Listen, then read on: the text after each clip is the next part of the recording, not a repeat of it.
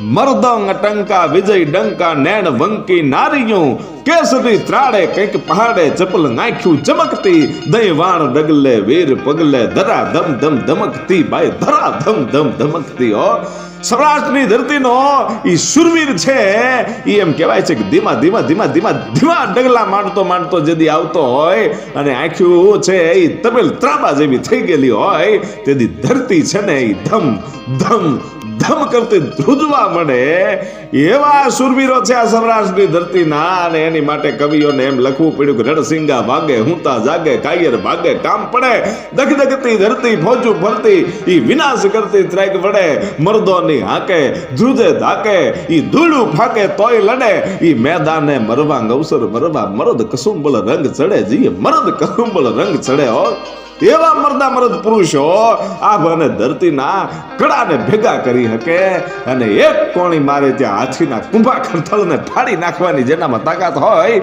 એવા મર્દા મરદ પુરુષો સૌરાષ્ટ્રની ધરતીમાં થયા અને એમાંનો એક શુરવીર એટલે કાદુ મકરાણીની આપણે વાત કરવી છે જબરદસ્ત બારવટીયો હતો એનામાં ખાનદાની એવી હતી શુરવીરતા એવી હતી અને હોરઠનો બારવટીયો કેવો હોય કે કોઈ દિવસ બેન દીકરીઓની સામે જોયું નથી ગરીબ માણસને કોઈ દી લૂંટ્યા નથી બારવટિયાની અંદર 12 વટ હતા એ 12 વટને પાળતા હતા એટલા માટે કવિઓની જીભુ હજી એના વખાણ કરતા થાકી નથી કોઈ લૂંટારા નહોતા એ તો બારવટિયા હતા અને એનામાં ખાનદાની કેવી હતી એનામાં ટેક કેવી હતી એ બધું જાણવું હોય તો આવા ઇતિહાસો બારવટિયાના ઇતિહાસ આપણે જાણવા પડે એટલે કાદુ મકરાણીના ઇતિહાસની મારે તમને વાત કરવી છે કે ગરવો ગિરનાર જુગથી જે જૂનો છે એ જુગથી એમ કહેવાય છે કે કોઈ જોગંદર છે એ ભગવાન શિવની ધ્યાનમાં મગ્ન થઈ અને બેઠો હોય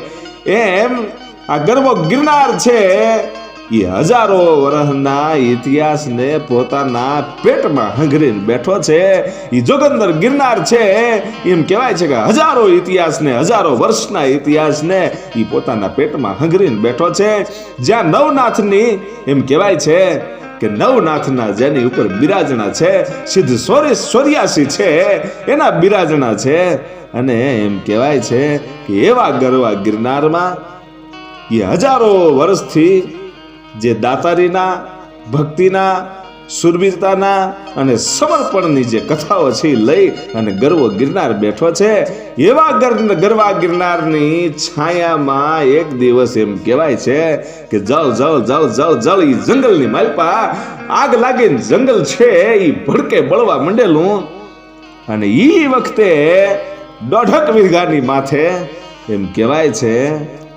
કે પોતાની વડવાળું પાથરી અને જેમ કોઈ જોગંદર જોગી હોય અને પોતાની જટાઉ પાથરી હોય એમ કહેવાય છે કે આ ગરવા ગિરનારની ગોખમાં એની છાયામાં ઈ જંગલની અંદર આગ લાગી છે ને આખું જંગલ હળગતું જાય છે અને એમાં એક વડલો છે અને એ વડલો છે એ 1.5 વીઘામાં એમ કહેવાય છે પોતાની વડવાયું છે એ પાથરીને બેઠો છે અને વડલાની ઉપર 2 પંખીડા છે અને એ પંખીડાને વડલો એમ કહે છે કે આગ લાગી વનખંડ में दाजा चंदन वश हम तो दाजत है पंख वीण तुम क्यों दाजत हंस हे हंसलाओ તમે આજ મારા વડલાની ડાળી ઉપર બેઠા છો પણ એમ કહેવાય છે કે આ જંગલની અંદર આગ લાગી છે અને અમે તો હળગી જવાના છીએ શું કામ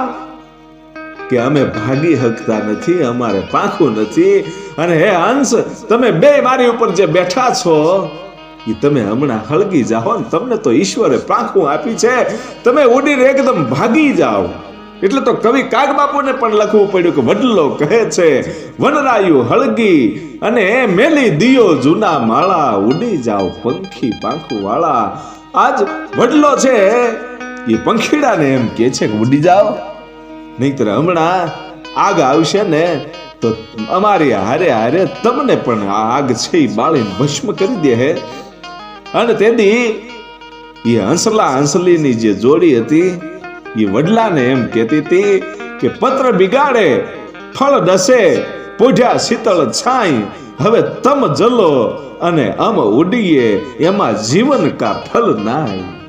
હે વડલા, આજ સુધી અમે તારી નીચે રહ્યા છીએ.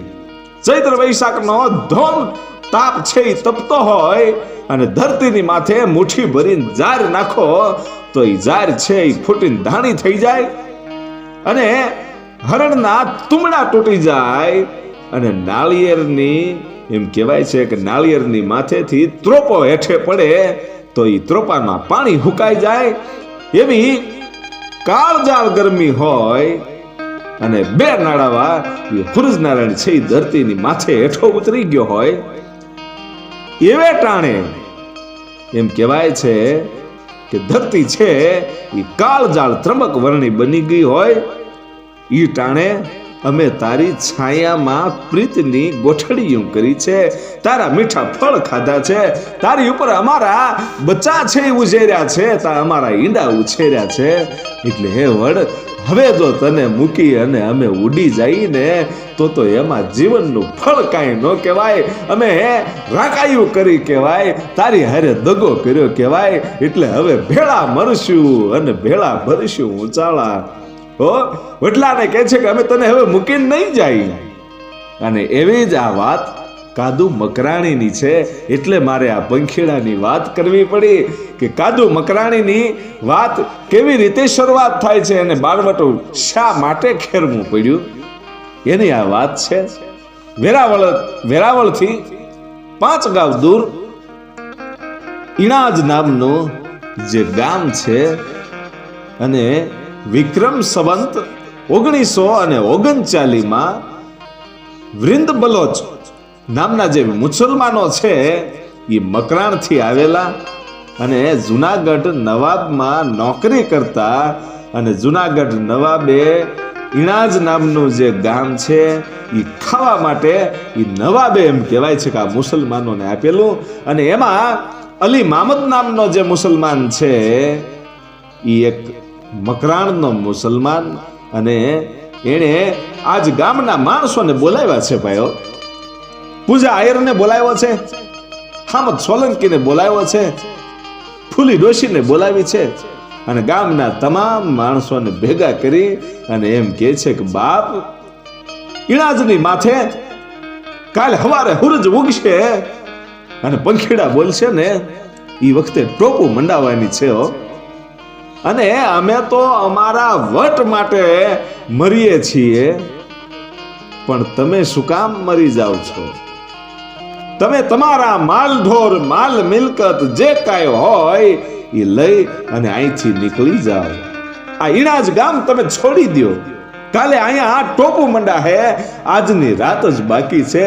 કાલ તો આ ઈણાજ ગામના ટીંબે એમ કહેવાય છે કે ગામ છે એ ખાલી થઈ ગયું છે અને આ ટીંબે કાલ રાતે તો ભૂતાવળ છે, પ્રેત અને ભૂતાવળો છે એ રાહડા લેતી છે. અને એમ કહેવાય છે કે આવું બધું ઘટના શા માટે બની હતી? આ જે બલોચનો એમ કહેવાય છે કે જે મકરાણનો જે આ માણસ હતો એને બધાને બોલાવી, એ અલી મામદે બધાને બોલાવીને આવું શા માટે કીધું કે તમે અહીંથી નીકળી જાઓ, અમે તો અમારા માટે લડીએ છીએ. અને ત્યારે એમ કહેવાય છે કે ગામના દરેક માણસો છે ને એ એમ કહેતા હતા કે તમે તમારા માટે ભલે લડતા હોય પણ આજ સુધી અમે તમારી હારે રહ્યા છીએ, પણ ભલા માણા આજ અમારે આ ગામને મૂકીને જવાય નહીં હો. હવે તો તારી હારે અમારે હથિયાર ઉપાડવા છે હો. પણ એ હથિયાર ઉપાડવાનો વારો શા માટે આવ્યો? આ ઈણાજ ગામમાં વેરાવળની તોપુ શા માટે મુકાવાની હતી? આ ગામનો ટીંબો શા માટે ખાલી થવાનો હતો? એની જો હું વાત કરું તો વેરાવળની પોલીસ પલટનને ઈણાજ ગામે એમ કહેવાય છે કે મોકલેલી નવાબે, અને ઈણાજ ગામમાં પોલીસને એમ કહેવાય છે કે આ મામદે એમ કહેવાય છે કે અંદર પોલીસને આવવા નહોતી દીધી અને પાછા કાઢી મૂક્યા હતા અલી મામદે. એટલે નવાબને ક્રોધ આવ્યો અને નવાબે સંદેશ મોકલ્યો કે અલી મામદને માલુમ થાય કે તાત્કાલિક મને મળે વેરાવળ આવી. અને એ વખતે વેરાવળ એમ કહેવાય છે કે અલી મામદ જાય છે.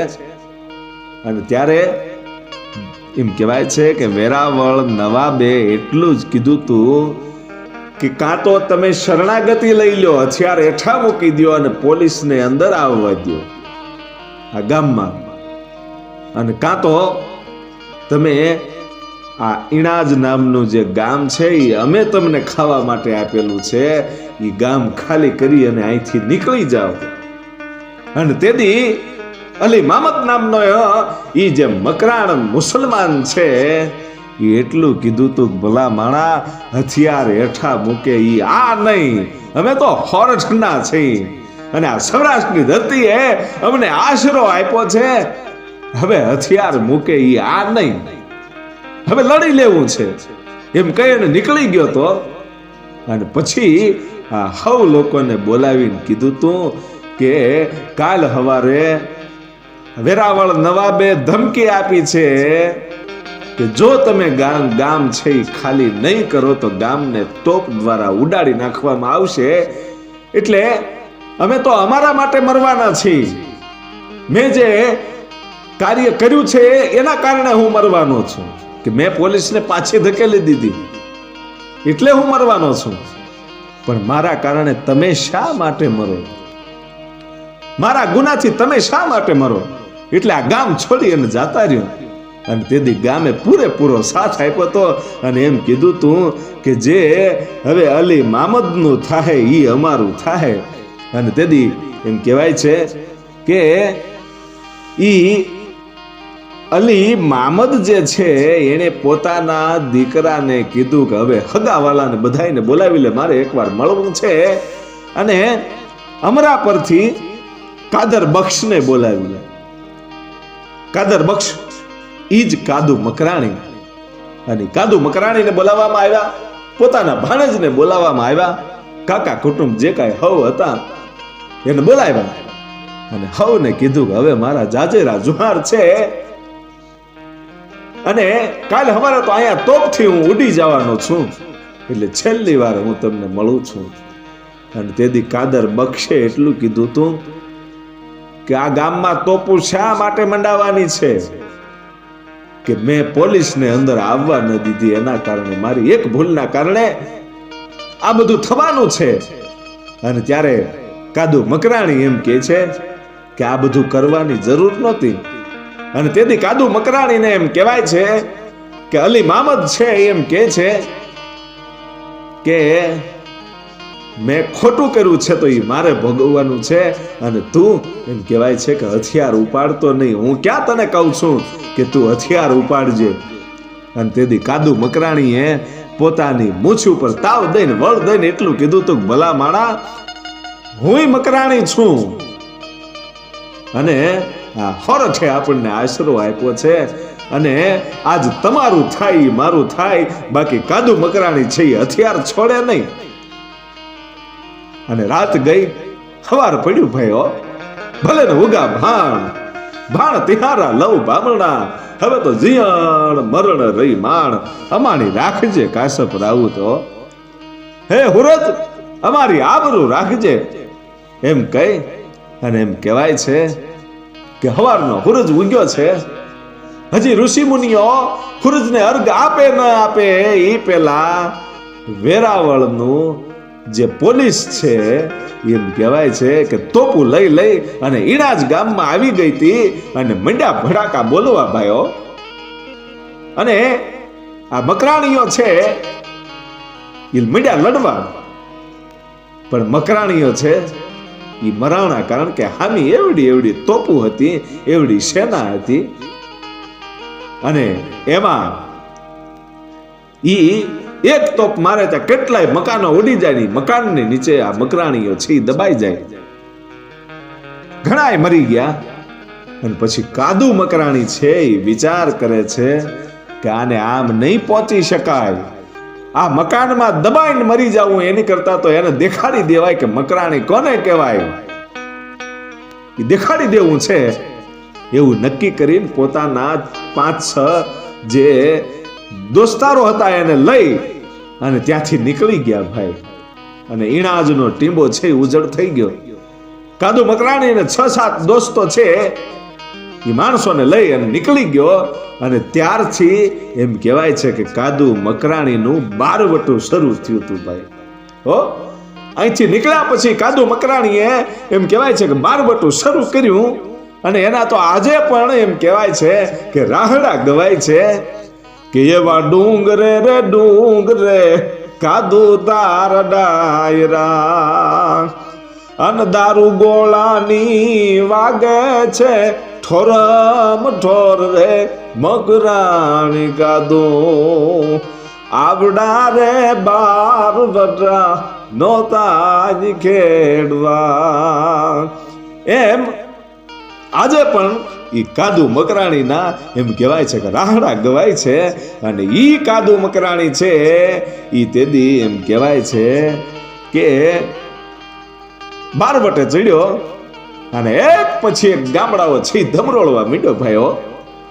અને પછી તો જે વેરાવળ છે, જુનાગઢ છે, એને કાદુ મકરાણીની હાક બાક બોલાઈ જાય છે. અને એમ કહેવાય છે કે નવાબો છે એ થડક ઉથડક ધ્રુજવા મળે. હો ભાઈ, કાદુ મકરાણીનું નામ પડે ને ત્યાં તો નવાબો છે એ ધ્રુજવા મળે. હો, કાદરની બાદર કને જાણ જુણાણે થાય ત્યાં તો ધોળે દીએ ઈ કમાડ દેવાઈ જાય. કાદુ મકરાણી અહીંયા નીકળવાનો છે એ વાત સંભળાય ને ત્યાં તો દુકાનોના દરવાજા છે એ રોંઢે બંધ થવા મળે ભાઈ, ધોળા દીએ બંધ થઈ જાય એવી હાક બાક બોલે. અને એમ કહેવાય છે કે પછી કાદુ મકરાણીએ એવો સંદેશ મોકલાયો.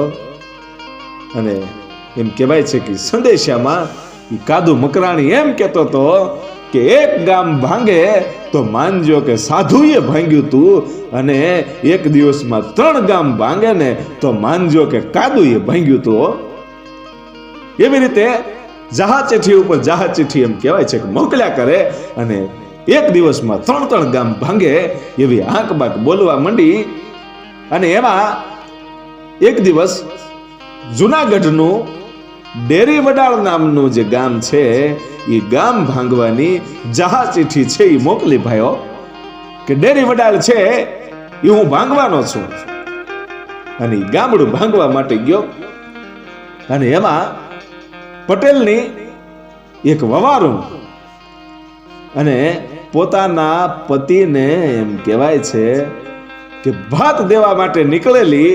અને એમાં હાહુએ મેણું માર્યું કે કાદુ મકરાણીની જહાજ ચિઠ્ઠી ઉપર જહાજ ચિઠ્ઠી આવે છે અને તું આ ઘરેણા પહેરેલા છે અને તારા પતિને ખેતરે ભાત દેવા જા છો. તારો બાપ કાદુ મકરાણી તને લૂંટી લે હે. એટલી જ વાત સાંભળીને ત્યાં તો એમ કહેવાય છે કે બાઈ છે એ ભાતું પડથારે હેઠું મૂકી અને હળી કાઢીને પોતાના ઓરડામાં ગઈ અને બીજા જે કઈ ઘરેણા હતા એ પહેરી લીધા. જે પોતે પહેર્યા હતા એ તો પહેર્યા હતા, બીજા જે વધારાના ઘરેણા હતા એ બધા પહેરી અને બહાર આવી ત્યારે હાહુની આંખી ફાટી ગયો કે હમણાં તો અહીંયા હાહરવેલમાંથી આપેલા હતા ઘરેણા એ જ પહેર્યા હતા ને હવે તો એના પિયર નાય પહેરી આવી. આ બાઈએ ધાર્યું છે હું. અને પછી એ બાઈ છે એ એટલું કહે છે કે સાંભળી લ્યો, તમે એમ કહો છો કે તારો બાપ કાદુ મકરાણી લૂંટી લે હે તો તમે એને મારો બાપ કીધો છે ને હવે મારે જોવું છે કે બાપ છે એ દીકરીને કેવી રીતે લૂંટે છે. અને ભાત લઈ અને ધીરા ધીરા ડગલા માંડતી એમ કહેવાય છે કે રૂમઝુમ ઠુમુક કરતી જાંગરીઓ વાગતી એ નીકળી. અને એમાં કાદુ મકરાણી છે બરાબર નમાજ પઢે છે અને કાદુ મકરાણીનો માણસ છે એ બાળી જાય છે કે ઓહો, ઘરેણાથી લોથ ફોત ભરેલી આ બાય હાલી આવે છે અને ઠેકડો મારીને આડો ફરી ગયો કે બેન ઘરેણા જે કાંઈ છે એ કાઢી દે, આપી દે. અને એ વખતે આ બાઈ એટલું જ બોલી હતી કે ઘરેણા બધાએ આપી દો. જોજો અહીંયા આ બારવટિયાનો કાદુ મકરાણીનો જે માણસ છે એ બેન કહીને બોલાવે છે. સાંભળજો શું કામ? કાદુ મકરાણીનો એક જ નિયમ હતો કે કોઈ પણ બેન દીકરી હોય, નાની હોય તો એને દીકરી માનવી, યુવાન હોય તો એને બેન માનવી, અને મોટી હોય તો એને માં માનવી. બાકી બીજું કોઈ વસ્તુ એમાં કોઈ શંકાને સ્થાન હોવું ન જોઈએ. એટલે બધાય માણસો છે આ વટ છે એ પાળતા હતા, નિયમ છે એ પાળતા હતા. અને આઘા ઉભા રહી અને આ માણસે કીધું કે બેન, તારા શરીર ઉપર જે ઘરેણા છે એ કાઢી દે, અમારાથી તારી પાસે નહીં અવાય, અમારી મર્યાદા છે.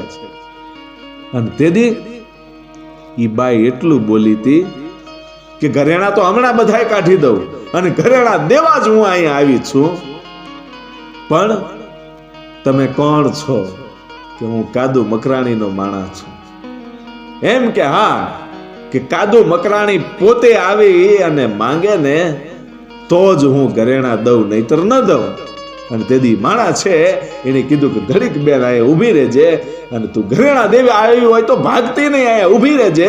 અને એમ કહી અને કાદુ મકરાણીને જઈ અને વાત કરી ભાઈ કે બાઈ આવી છે અને આખા ઘરેણાથી લોથપોથ છે, અને એવી વાત કરે છે કે કાદુ મકરાણી પોતે આવીને કહે ને તો હું બધા ઘરેણા કાઢી દઉં. અને પછી કાદુ મકરાણી આવે છે અને કીધું કે બેન, બાપા, દીકરી, તું ઘરેણા કાઢી દે. અને તેથી એમ કહેવાય છે કે એમ કહે છે કે ઘરેણા તો મારે કાઢી જ દેવા છે. પણ કાદુ મકરાણીએ પ્રશ્ન કર્યો કે હું જહાજ ચિઠ્ઠી ઉપર જહાજ ચિઠ્ઠી મોકલું છું અને ગામની દુકાનોના દરવાજા બંધ છે, એની બદલે તું આટલા બધા ઘરેણાના પહેરીને લોથફોથ થઈને આવી, આટલા બધા ઘરેણા પહેરીને આવી, તો તને ખબર નહોતી કાદુ મકરાણીની ચિઠ્ઠીઓ આવે છે, આ ગામ ભાંગવાનું છે? અને તેથી એ બાઈ એટલું જ કહેતી હતી કે મને બધી ખબર છે, કે મને બધી ખબર છે કે બેટા તને બીક ન લાગી કે કાદુ મકરાણી તને લૂંટી લે? કે બીક કેમ લાગે? કે કેમ?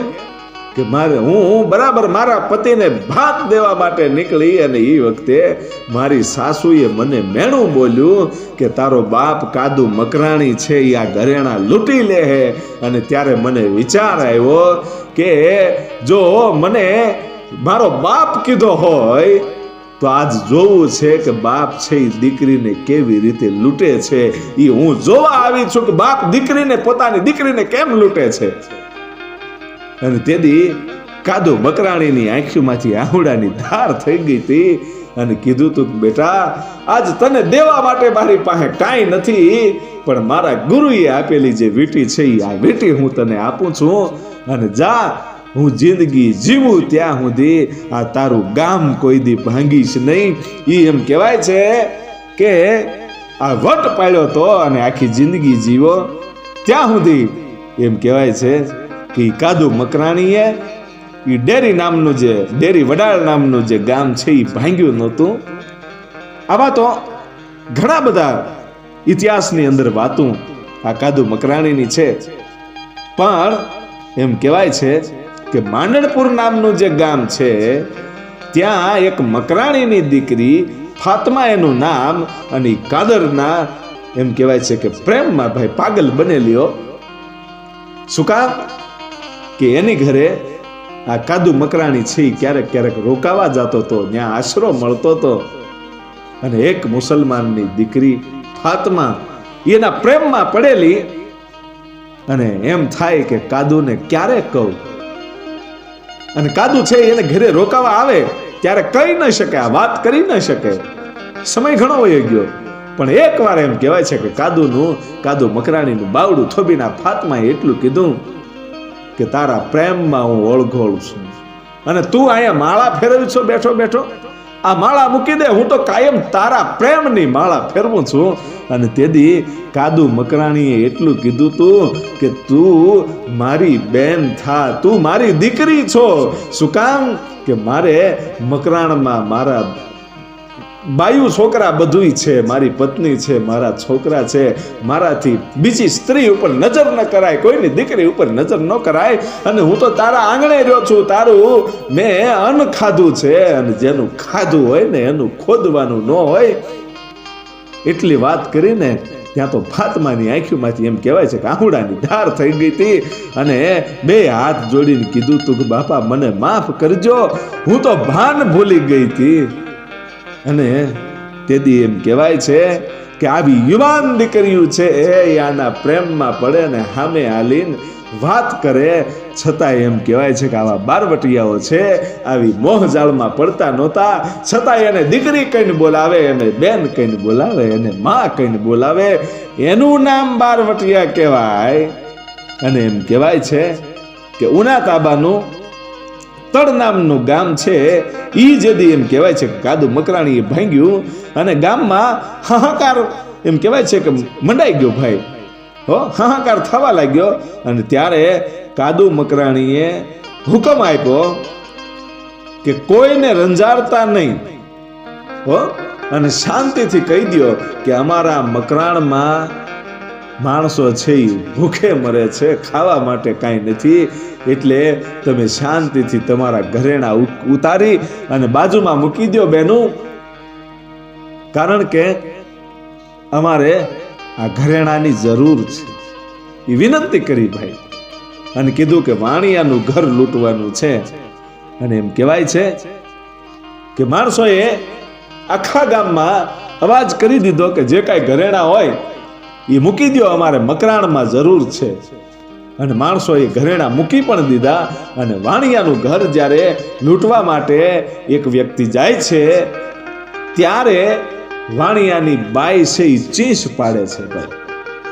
એ વાણિયાની બાઈ નહીં એમ કહેવાય છે કે ચીસ પડી ગઈ. અને કાદુ મકરાણી છે એને જ્યારે નજર કરી ત્યારે ખબર પડી કે પોતાનો જ માણસ, જે એમ કહેવાય છે કે પોતાનો સાથીદાર છે, એનું નામ છે હતું અલાદાદ, અને એ અલાદાદ નામનો જે પોતાનો માણસ હતો એ વાણિયાની એમ કહેવાય છે કે ઇજ્જત લૂંટવાની કોશિશ કરતો હતો.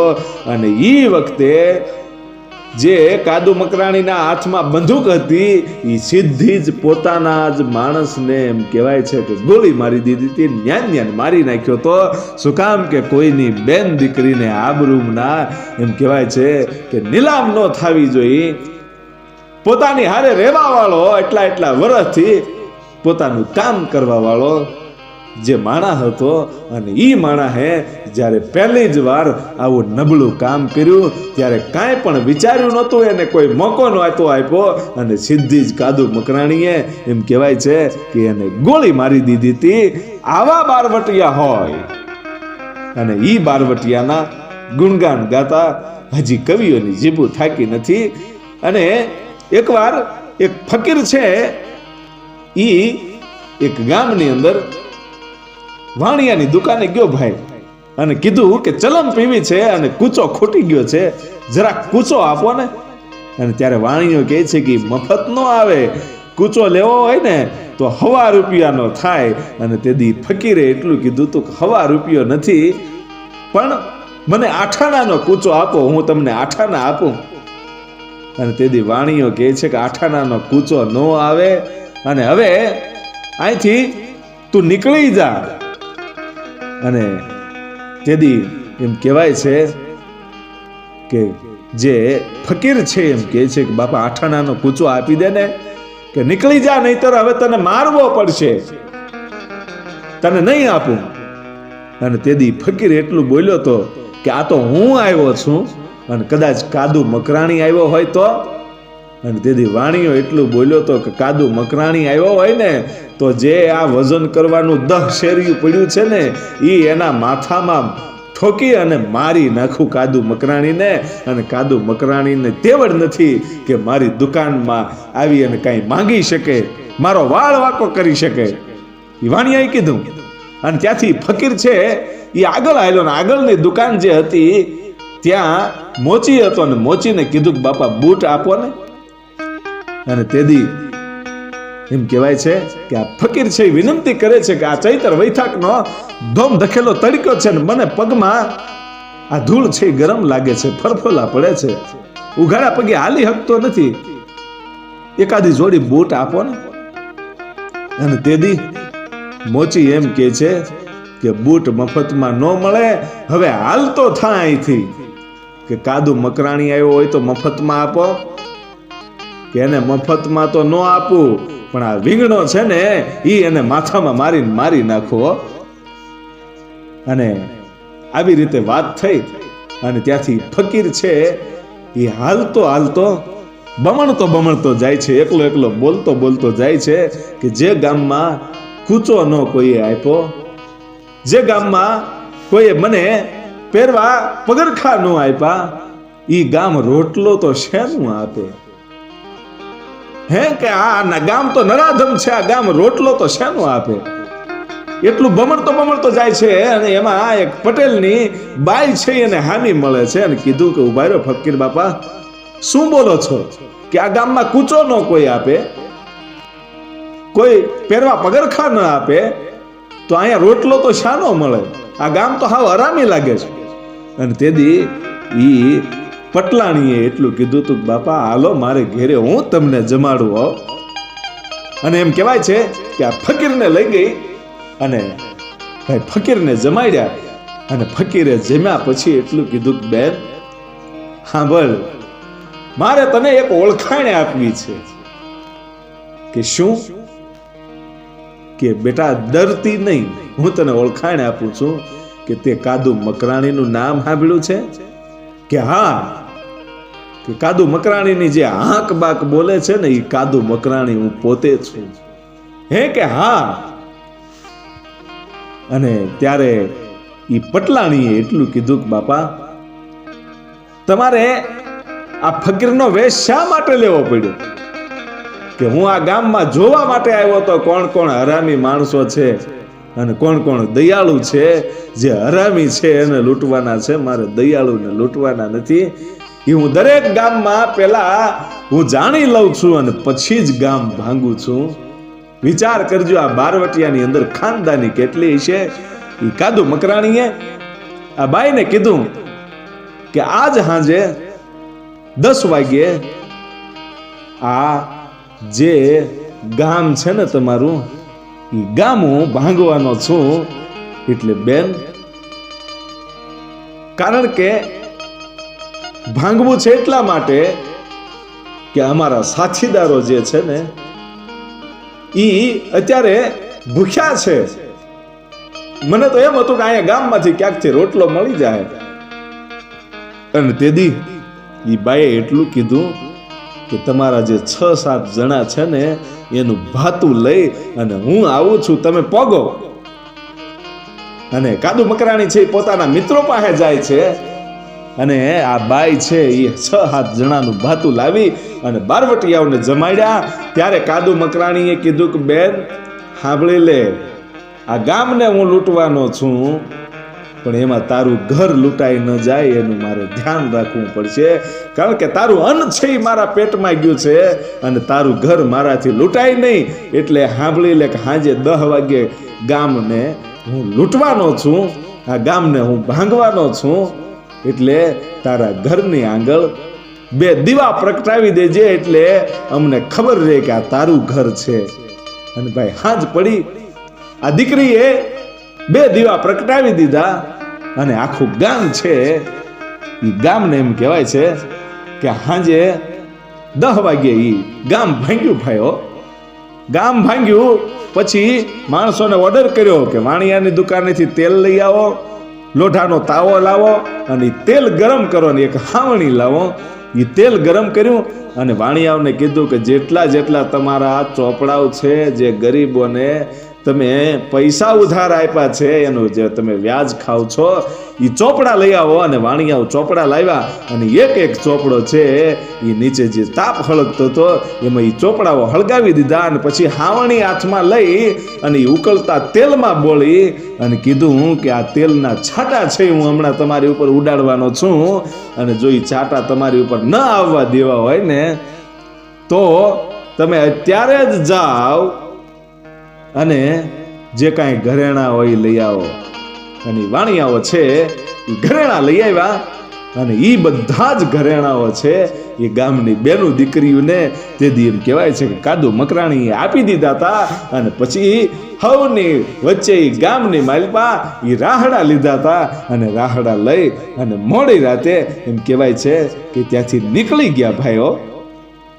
એ રાહડા લઈ અને નીકળી ગયા અને પછી ઘણા બધા ગામડાઓ લૂંટ્યા અને હાંક બાક બોલતી હતી.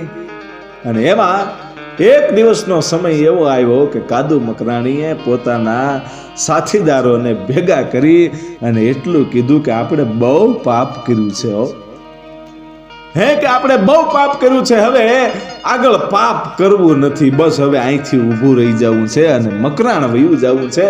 મને મારું મકરાણ યાદ આવે છે. આજ મકરાણ યાદ આવ્યું ભાઈઓ અને કીધું કે હવે આ નિર્દોષ માણસને લૂંટવાનું બંધ કરવું છે. એક ગામને કારણે કેટલાય હજારો માણસોના આપણે જીવ લીધા છે, હજારો માણસોને લૂંટ્યા છે. એટલે હવે મકરાણમાં વયું જવું છે પાછું અને વેશવળ પલટો કરી સાધુના રૂપે ફકીરના રૂપે એમ કહેવાય છે કે અમદાવાદ જાય છે અને અમદાવાદથી ટ્રેન પકડી અને કરાચી ઉતરે છે અને ત્યાંથી ઊંટવાળાને કહે છે કે ભાઈ જોજો, કારણ કે આની ઉપર તો ઇનામ રાખેલું હતું નવાબે કે કાદુ મકરાણીને જીવતો અથવા મારી નાખેલો પકડી દ્યો. બસ કાદુ મકરાણી છી પકડાતો નહોતો, એની ઉપર ઇનામ રાખેલા હતા. અને જ્યારે કરાચી ઉતર્યો ત્યારે એ તો બીજા વેશ પલટામાં જ હતો અને ઊંટવાળાની પાસે જઈને એમ કહે છે કે ભાઈ જલ્દી હવે ઊંટ લઈને હાલો, મારે આમ જવું છે, હિંગળા જ પરખવા માટે જવું છે, આવી વાત કરી. અને ઊંટવાળાએ કીધું કે 10 રૂપિયા થાય, કે 10 નહીં 20 રૂપિયા લઈ લેજે, પણ જટ હાય લે. એ 10 નહીં પણ 20 લઈ લેજે. આવું બે ધડકથી જ્યારે કીધું ને ત્યારે એ ઊંટવાળો ઓળખી ગયો કે આ કાદુ મકરાણી સિવાય બીજો કોઈ નથી. આ તો ફકીરના વેશમાં હતો, સાધુના વેશમાં હતો, છતાંય આ ઊંટવાળો છે ઓળખી ગયો અને ખબર હતી કે આની ઉપર તો ઇનામ છે. એટલે કાદુ મકરાણીને કીધું કે ઊંટ ઉપર બેસી જાઓ, અહીંયા મારા મોટા ભાઈ છે, એને આપણે મળતા જઈએ પછી જઈ. એટલે એમ કહેવાય છે કાદુ મકરાણી છે એ ઊંટ ઉપર બેસી જાય છે અને આ માણસ છે એને સીધો જ પોલીસ ચોકીએ લઈ જાય છે. અને પોલીસ વાળાને કીધું કે તમે જેને ગોતો છો, જેની ઉપર ઇનામ છે 20 હાથીની જમીન અને 5000 રૂપિયા રોકડા, એ ઇનામ મને આપી દેજો.